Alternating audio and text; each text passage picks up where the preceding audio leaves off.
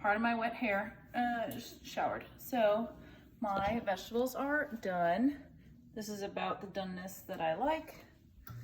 And like Emily said, they're like really good when they first come out of the oven because they're all crispy. So I do try to eat them as my meal.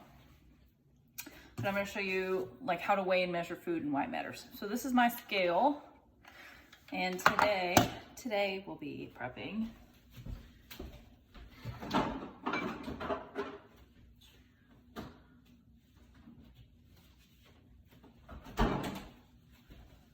I have some rice and I have some pot roast that Nancy made me. So for my scale, this is the power button.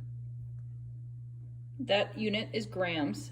If I change the unit, it gives me pounds, ounces, milliliters. We're not gonna worry about that, but we're gonna see in grams for now. So when I put my container on the scale, obviously it measures the container, right? So to do that, to fix that, this button also says tare. Tare means it goes to 0. You might have a button that says 0, and that's the same thing. Alternatively, in most scales, if you put the container on before you turn the scale on, it will already have zeroed out.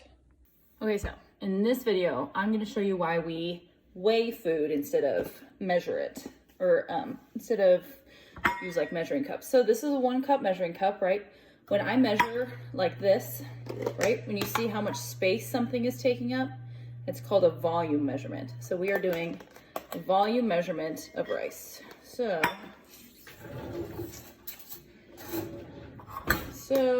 if I wanted to measure by volume, you know, I just scoop some rice in there. I don't know. Looks like a cup, right? Close enough? Okay. That's what a cup of rice looks like. However, I could also, the tricky thing with measuring by volume is that it doesn't account for like the space in between the rice kernels.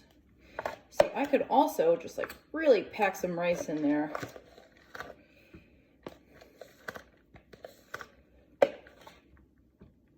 So this one I packed. There's a lot less space in there, okay? So this was packed up rice. This one was not packed rice, which is important. Here's why.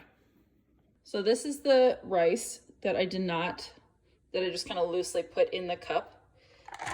Notice that it is about 119 grams of rice.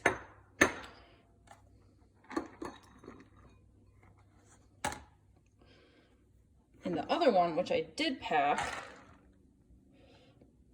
it's 147 grams of rice.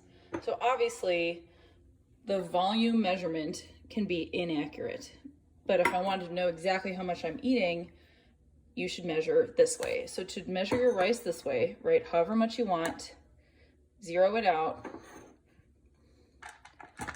you know, whatever. Let's say I want 100 grams of rice.